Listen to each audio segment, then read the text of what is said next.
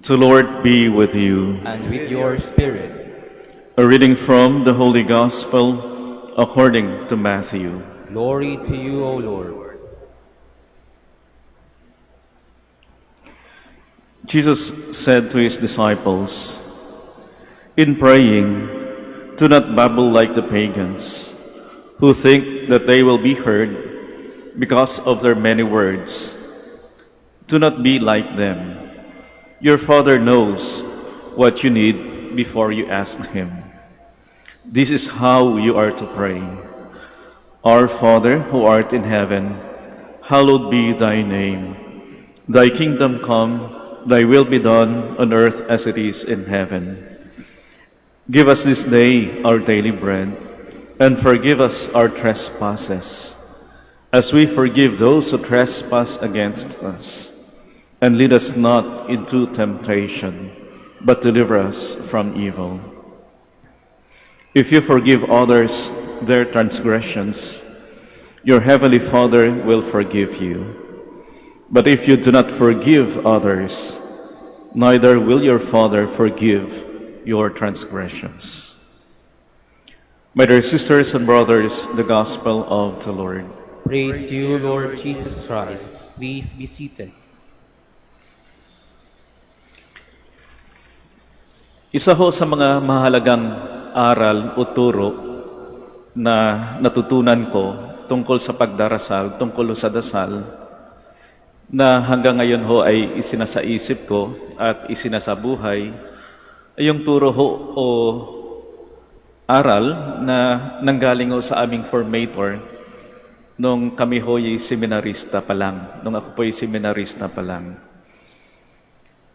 Minsan sa aming hong community meeting, kaming mga seminarista at nandun po yung aming formators, sinabi ho ng aming formator, di lahat ng structures sa seminary ay absolute.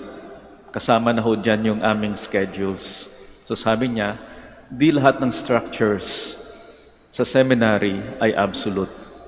May negotiable at meron ding mga bagay-bagay na non-negotiable.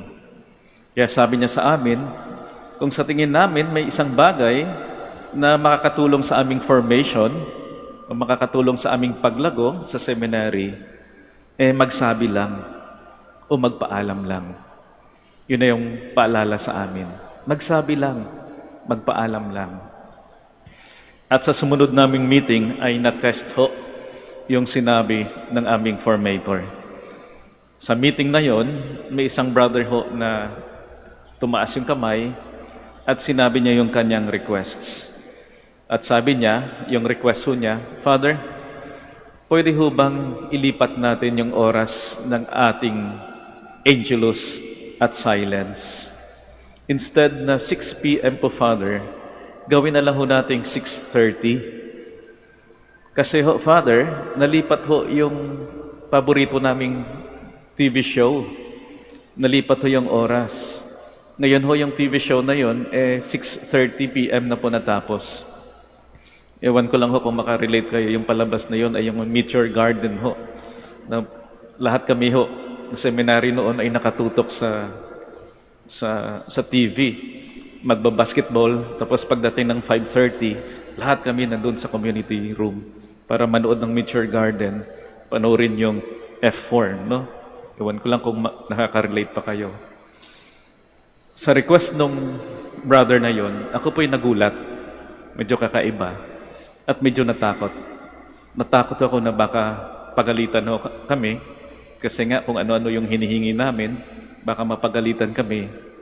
At baka maban pa yung panonood ng TV. Baka hindi kami payagan na manood pa ng TV. Pero mas nagulat ho ako sa sagot ng formator namin. Kaagad nagsabi yung formator namin, okay, ganun lang. Okay, no further words, no further explanation. At pagkatapos ng meeting, biniro ko ho yung aming formator. Sabi ko sa kanya, "Father, di ko po in-expect yung sagot nyo. In-expect ko na no, at baka pagalitan nyo pa kami." At yung sagot ho niya sa akin, pinapanood ko rin kasi yon. May TV pala sa kwarto niya yung aming formator. Sabi niya, pinapanood ko rin yun. Maganda yung palabas. Kaya naiintindihan ko kayo. Kaya yes, yes, yung sagot ko. Natawa ho ako sa sagot ng aming formator. At nasabi ko sa kanya, thank you, Father, for listening. Thank you, Father, for listening. Kahit minsan, weird yung mga ideas namin. Alam niyo ho, yung instance na yon ay nagbigay ho sa akin ng mahalagang aral tungkol sa pagdarasal. Malaking tulong po yun para sa akin, para maintindihan kung ano ba yung pagdarasal, kung ano ba yung panalangin. At masasabi ko, triple A of prayer yung natutunan ko sa nangyari. Na parang battery, no? Para sa akin nga, yung dasal, parang battery natin yan. Main source of energy. Ano yung triple A na to? Una, asks. Mag-requests. Humingi. Huwag mag-atubiling humingi. Asks. Asks the Father. Address the Father.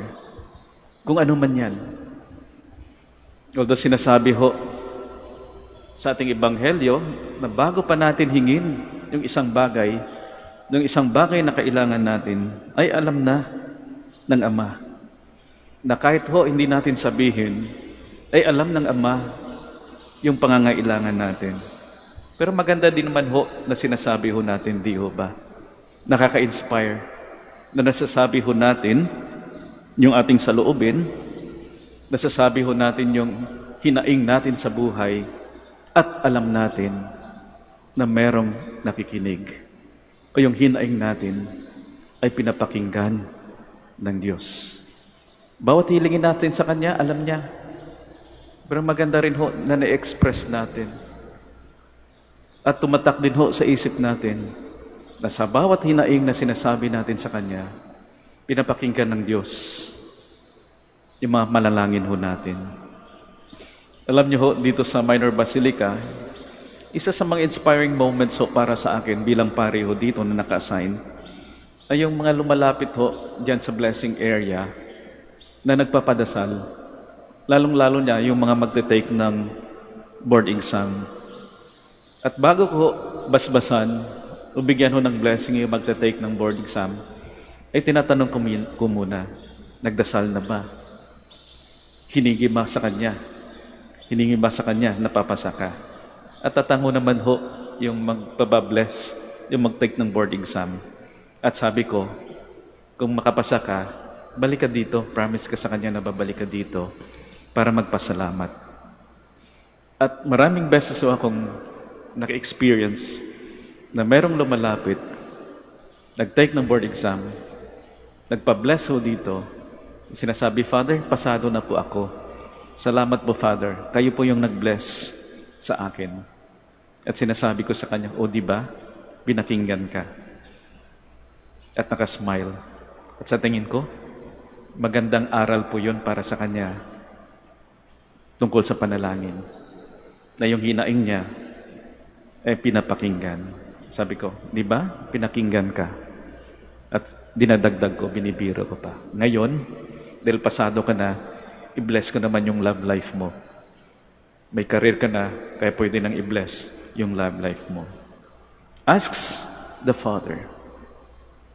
Sabihin lang natin sa Kanya kung ano man yung kailangan natin, kung ano man yung hinaing natin sa Kanya.